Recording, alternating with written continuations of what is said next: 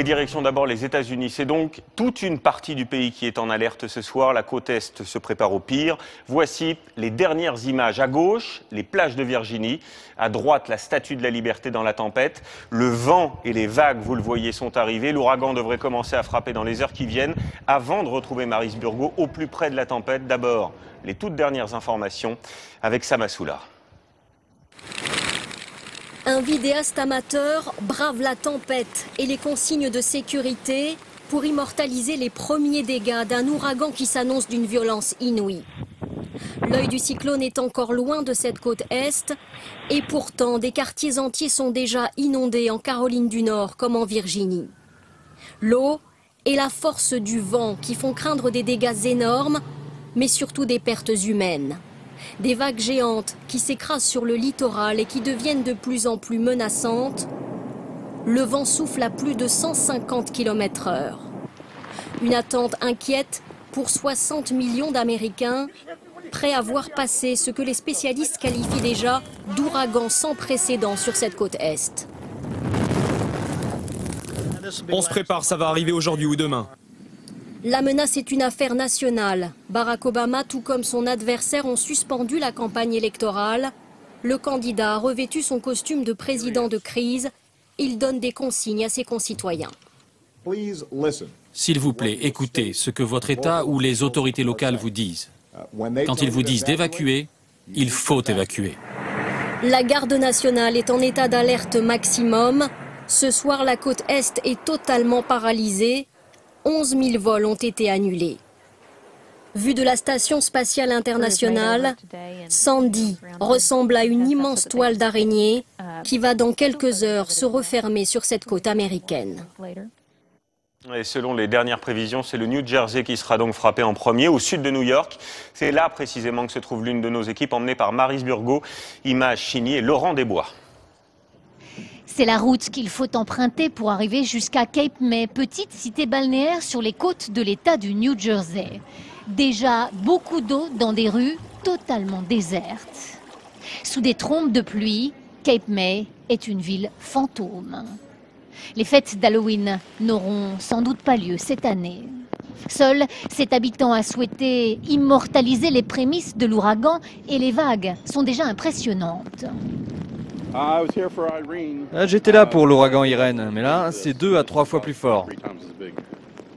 Ces maisons du 19e siècle résisteront-elles à l'ouragan? Les propriétaires sont partis depuis hier soir. Plus loin, les employés d'un hôtel partent au plus pressé, plus que quelques heures avant l'arrivée de Sandy. Ici, on a pris toutes les précautions. On a distribué de la nourriture, de l'eau, des générateurs. On est prêt à toute éventualité. L'ouragan arrivera dans la nuit sur cette destination de vacances, un endroit habituellement paisible. Voilà, et on vous retrouve, Maryse, au milieu des éléments. On le voit, l'arrivée de l'ouragan est donc imminente. Oui, Julien, je ne sais pas si vous apercevez ces vagues impressionnantes derrière moi. L'ouragan n'est pas encore arrivé jusqu'ici, pourtant les vents sont déjà très très forts. Et ce qui est très impressionnant, c'est de voir que toute cette partie nord-est des États-Unis est maintenant totalement déserte. Nous étions ce matin dans la ville de New York, nous avons à peu près parcouru 300 km pour arriver jusqu'ici. Et bien sur la route, il n'y avait personne, il n'y avait que nous. Les autorités sont tellement alarmistes que tout le monde reste calfeutré chez soi.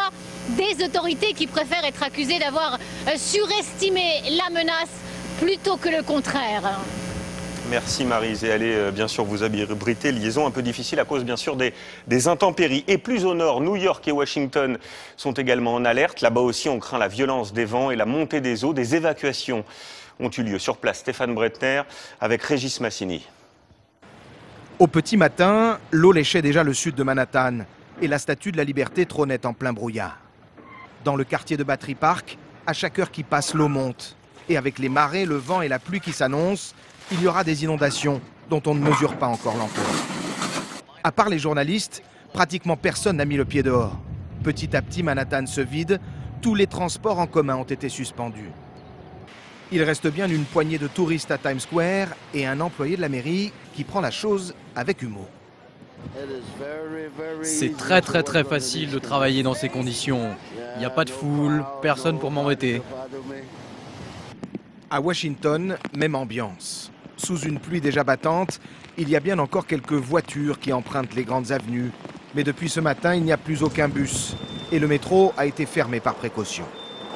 Les fonctionnaires sont en congé forcé et le quartier d'affaires est déserté. Pas une boutique ni un restaurant n'a ouvert ses portes. Du côté de la Maison-Blanche, les touristes d'habitude si nombreux sont restés chez eux.